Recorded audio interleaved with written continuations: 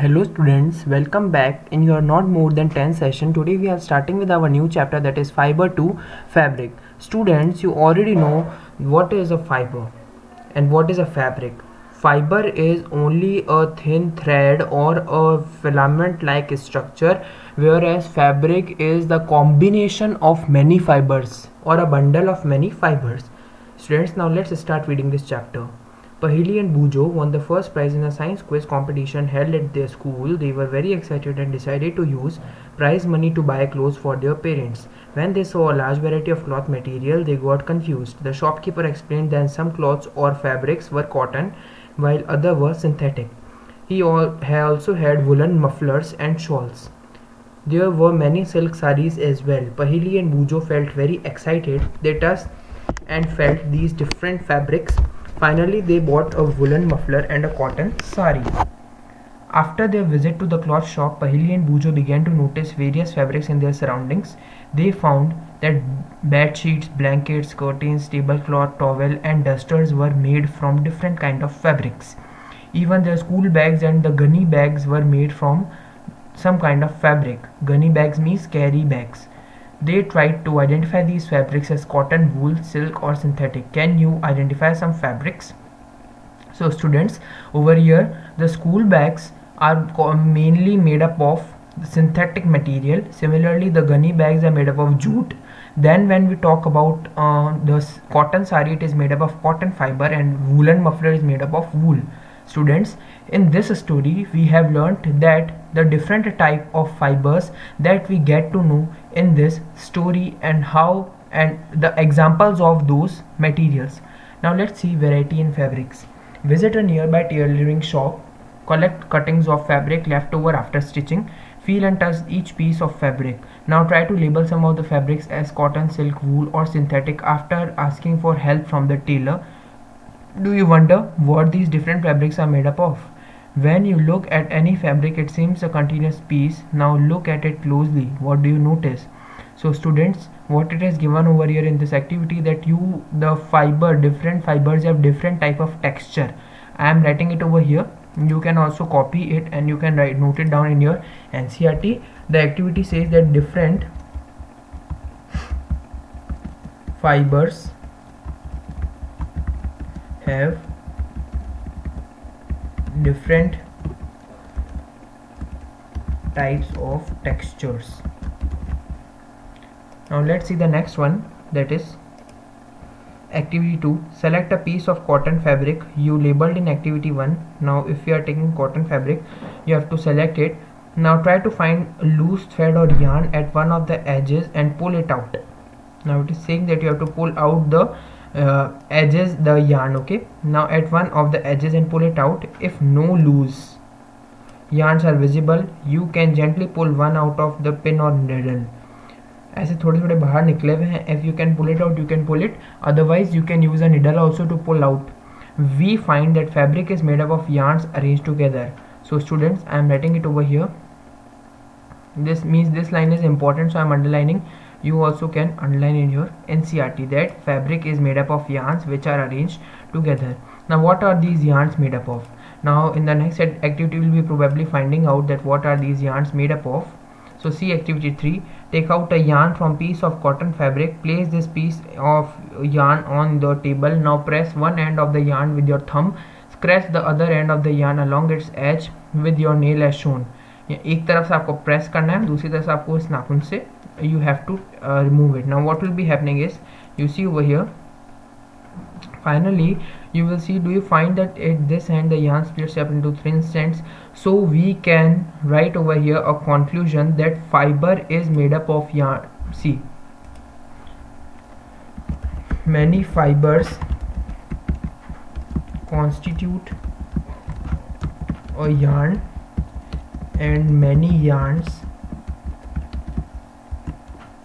make a fabric. Okay, so this is only the thing that we need to learn over here. Now let's see the next thing. So this, I think you all are highlighting or writing this all the thing in your books, that many fibers constitute a yarn and many yarns make up a fabric. Now let's see the next part. You might have observed something similar when you try a thread needle. Many a time that end of the thread is separated into a few thin strands. This makes it difficult to pass the thread through the eye of the needle. The eye of the needle means the hole in the needle from where the thread is passed for use for stitching. Thin strands of thread that we see are made up of still thinner strands called fibers. So the thinnest strand or the thinnest filament is only the fiber. Fabrics are made up of yarns, and yarns are further made up of fibers. Where do these fibers come from? The fibers of some fabrics such as cotton, jute, silk and wool are obtained from plants and animals, and these are called natural fibers. ऐसे fibers, the fibers like those which are obtained from nature, means from plants and animals, these are natural fibers. The example is also given over here, that is cotton and jute are the examples of fibers obtained from the plants. Wool and silk fibers are obtained from animals. So students, cotton is obtained from cotton plant, jute is obtained from jute plant, wool is obtained from sheep, and silk is obtained from silkworm. Wool is obtained from the fleece of sheep or goat. Goat is also an example. Fleece means उसके बालों से या its hairs or its outer fur or coat. It is also obtained from the hair of rabbits, yak and camels. So the hair of rabbits, yak and camel are also used for wool. Silk fiber is drawn from cocoon of silkworm. So it is very different type of process, because silkworm is enclosed in a cocoon so that it can be transformed into a butterfly. But what happens is the cocoon is first heated so that silkworm is murdered in the cocoon, and then silkworm is removed, the dead body is moved out, and then cocoon is used as a silk. For thousands of years, natural fibers were only the ones available for making fabrics. In the last 100 years or so, fibers are also made up of chemical substances which are not obtained from plant or animal sources. These are called synthetic fibers, and some examples of synthetic fibers are polyester, nylon and acrylic. So this is also to be underlined. We have done the two types of fibers, that is the natural fiber and the synthetic fiber. The examples of natural fiber we have already studied, and we have also studied the example of synthetic fiber like polyester, nylon and acrylic. So this is the main difference that we will be learning further about the natural and synthetic type of fibers. See students, over here Buju has seen in the museums items like the one shown here. These were worn by the warriors.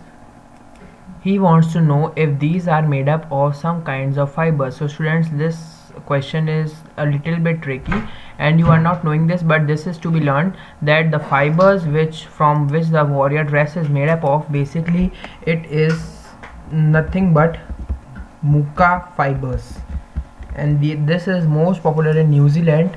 I am not sure, but you try to search it on net also. This is, I think, the answer, that these are made up of muka fibers. Students, I think you have learned till here, and we have learned the types of fibers also. Now we will be seeing some of the plant fibers like cotton. So have you ever made wicks from oil lamps? What do you use for making these wicks? This cotton wool is also used for filling mattresses, quilts or pillows. तकिए बनाने के लिए, या फिर हम लोग बात करें दरी बनाने के लिए. So these all are used, made by cotton. Take some cotton wool, pull it apart and look at its edges. What do you find? Observe. The small thin strands that you see are made up of cotton fibers. Those thin strands are cotton fibers. Where does this cotton and wool come from? It is grown in the fields. Cotton plants are usually grown at places having black soil and warm climate. So the places which are having black soil, I have already I am describing it over here. Cotton is only grown in the black soil and with a warm climate. Can you name some of the states of our country where cotton is grown? So in the central area, the cotton is grown much because it has a black soil as well as a warm climate. Fruits of the cotton plant, that is a cotton balls, are about the size of lemon.